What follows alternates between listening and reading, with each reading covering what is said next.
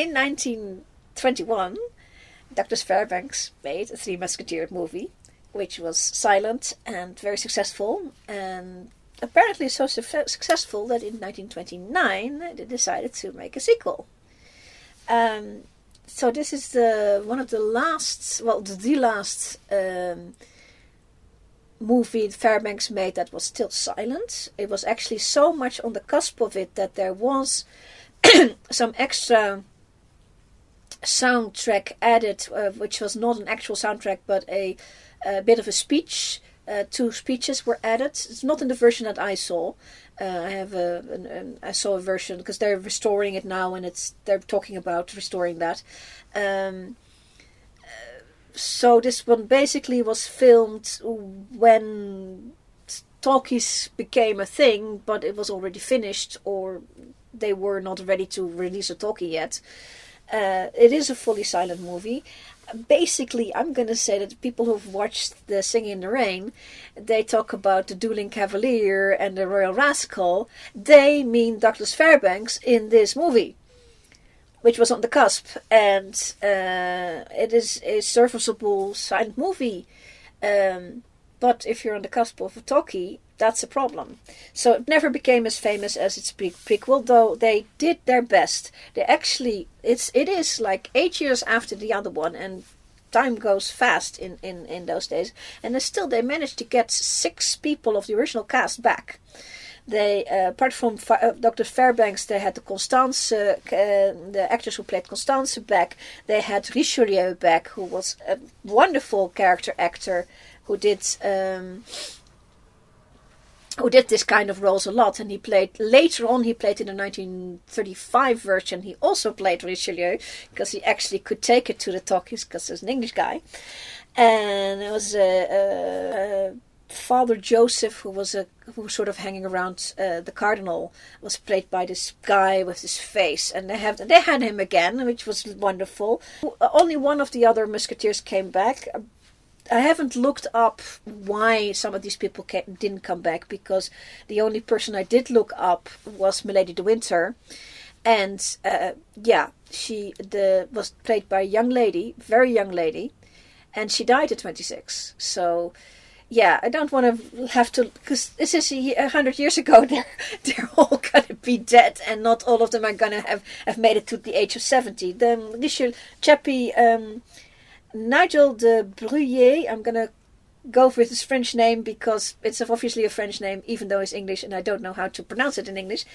He became 70. He lived to 70, but he was already older when he played this part. So there's nothing to be upset about that. But I don't want to look everybody up because everybody's going to be dead. So Milady de Winter is somebody else for obvious reasons. We know now that could not be anyone else.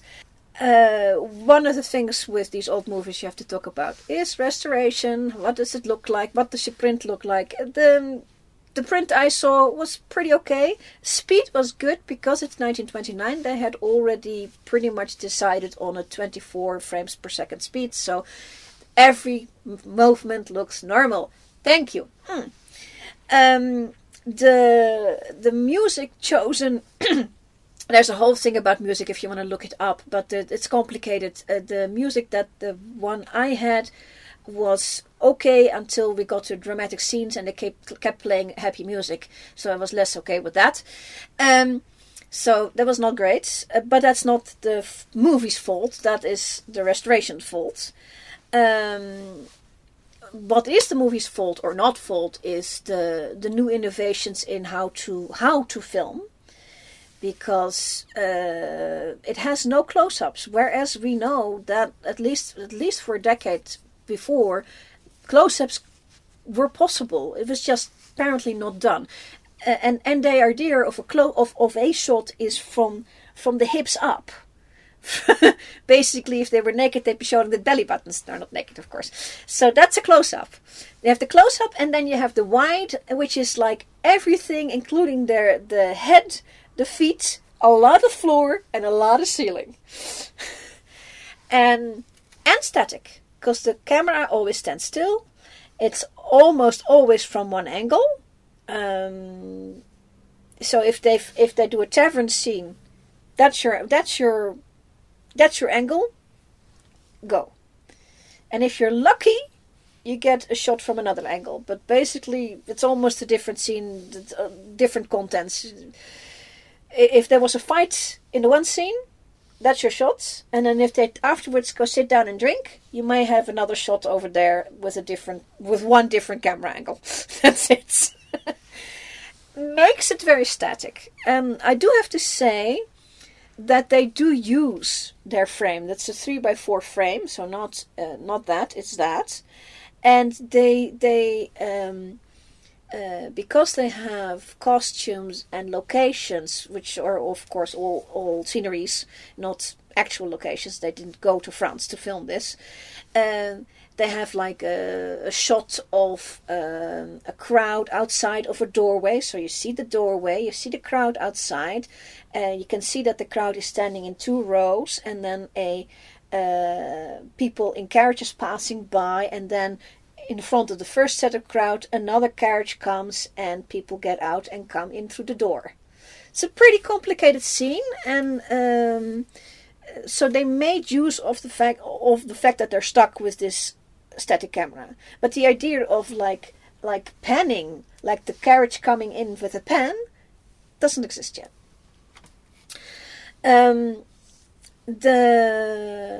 The first movie, the one from 1929, the one from 1921, did the book, or large part of the book, and they sort of fudged the end. But this movie has a big problem, because the books after that book, which is what they want to film, it's called The Iron Mask. It's not called the Three Musketeers, the Three Musketeers, or the Four Musketeers, or something like that.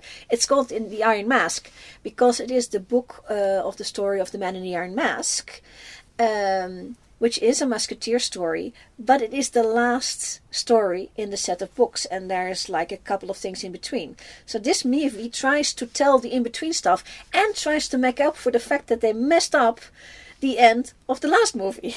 So they have to tell that as well. So they bring Constance back, who spoilers, but in the book, the complete book, she is murdered by Milady, and she is now murdered here for different reasons, still by Milady. But so they first the movie is like an hour and 50 minutes. So divide by 2, you get like 55 minutes each. The first 55 minutes, they're just cleaning up the mess. And then the last set is where you actually get the Man in the Iron Mask story. That part is pretty good. Once they actually get back to the story and get to telling the story again. One of the things that was remarked upon on the wiki on about this movie is that Douglas Fairbanks always played energetic young men. But the Man in the Iron Mask story is actually when D'Artagnan, for the people who want to do it in English, but I'm going to say D'Artagnan because it's still silent, so I can do French. D'Artagnan is an old man in this. It is between it's 35 years after the original story is the actual Man in the Iron Mask story. So he's 35 years older. So when he was like 20 before, he's now 55. And he has to do the makeup, and he has to do the part. And that was what Fairbanks never did that before this. He was always the young swashbuckler, and that's it. Actually, I think he did it really well. He plays this older guy pretty well. I have to say, for all the Musketeer films, other than D'Artagnan, the other Musketeers don't get showcased very much at all. They don't have time. They have enough to do with D'Artagnan getting his story and Constance, and then whatever plot happens to be going on. So that is still in there. So you get to see them. They're not the same. It doesn't really matter that they're not all the same people. It's not that important. The Musketeer story is D'Artagnan's story. It's not the other Musketeers. The incidentals, what you find out about the other Musketeers is only an environment of D'Artagnan. It's not about them. It's about him. And that's also how it ends. I think the Peanut Gallery said, "Oh, I've seen this movie, the other movie. You've seen this movie because this is the one that ends where they go to heaven." That's the one. I think you probably, that's the, yeah, she nods. It is clunky because it is a silent movie. You have to emote your stuff like this. And you can't just sit down and talk. You know what I mean? So, but still, they do all the story. They do almost everything of the story. What they cut out is usually carried by characters. They cut out the characters, so they take out that plot line. One of the things they realized that they had for the previous movie is a wonderful Richelieu. Cardinal Richelieu, the chap who plays that, is so wonderful that they brought him back because he actually isn't in these later books. The Cardinal there is Mazarin. And it's not like they say, "Oh, well, we'll just put Cardinal Richelieu instead of Mazarin." You can't. So they don't. They just make Mazarin disappear. And they give Cardinal Richelieu a proper place. They give him a proper place in this, so he is important to the story without replacing another character with him. So that was smartly done. And all of this silent with just title cards. And I've seen with these title cards, I've seen a couple of movies now, and some of them are very generous with putting in title cards, and you have like a little bit of action, title card, a little bit of action, title card. And it's a thing. These people do realize that title cards are not what people want to see. They want to see action, so they make sure that they have the mimicry and the motions and put the title card 4 lines of basic information, as basic as you can, to get you to the next thing. And if it can be omitted, yay, let's omit it. And I think that's a smart move. And by 1929 they are really good at this, and Fairbanks was aware that this was going to be his last. Well, that's why he not his last swashbuckler as such, but he realized that the swashbuckling is works best on works best is not quite the right thing, but it silent movies fit with swashbuckling really well, because it's all action and all visual, and the moment you start to talk, you have to actually stand and talk. You have to actually do it. So you get your basically you get all your title cards back, and all your time swashbuckling goes away. And I think that's what was his issue was, and that's why he said, okay, well, I'll just do a Musketeer film where it goes all the way to the end, and that's why he let them all die, which is in the book, they all die.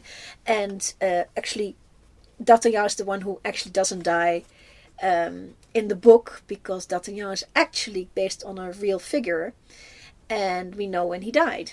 So, and Dumas was not the kind of guy who say, okay, I'll just rewrite that for big. But he said, history is history, so we're sticking to that.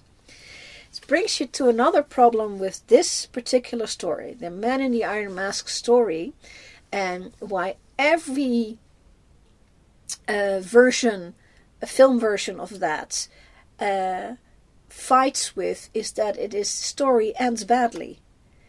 Not just on one level, but on several levels. The story of the twins, one is evil, one is good, and then you exchange the evil one for the good one and put the good one in the right spot. Problem is that this particular guy is Louis XIV, the Sun King, and we know he's not good. So they can't succeed, and they don't succeed because Dumas doesn't actually change history for his stories. They lose. And as a story, to write that, it's not fun. So what this version did, because there's different ways to solve this one, what this version did is say, screw history, we don't care about that. They made the twin obviously evil. the twin that is not in king right now. So the plot to swap out the king for the evil twin is not any of Musketeer plot, which it was in the book. The book is two Musketeers against two Musketeers, because one has that swash out plot and the other is against it. And so you get butts of heads, which makes it a very interesting book, but it makes it a very complicated, politically difficult book to film in a silent film with as few title cards as you can manage. So, they make him obviously evil, so it's completely clear why D'Artagnan is against it, and they make sure that the Musketeers are simply not associated with the evil twin at all. And then do the story. It's a way to solve it. It's a bit childish, but they did realize they also needed a theme.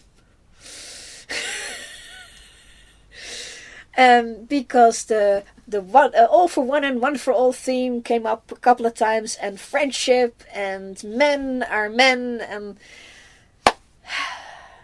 well, at least they realized they needed a theme. Thank you very much.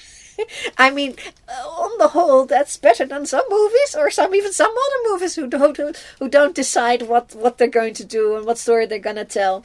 They know what story they're going to tell. A swashbuckling, happy D'Artagnan, who in his old age befriends the young king and turns up at the right moment to save him from a fate worse than death, with the mask on and stuff like that. So, is it first seeing? Yeah. Yes, it's definitely watchable. It's worth seeing. If you've seen the other one, definitely. The other one, the 1921 one, is better. But this one's not bad either. Yeah. That's my opinion, and I'm sticking to it.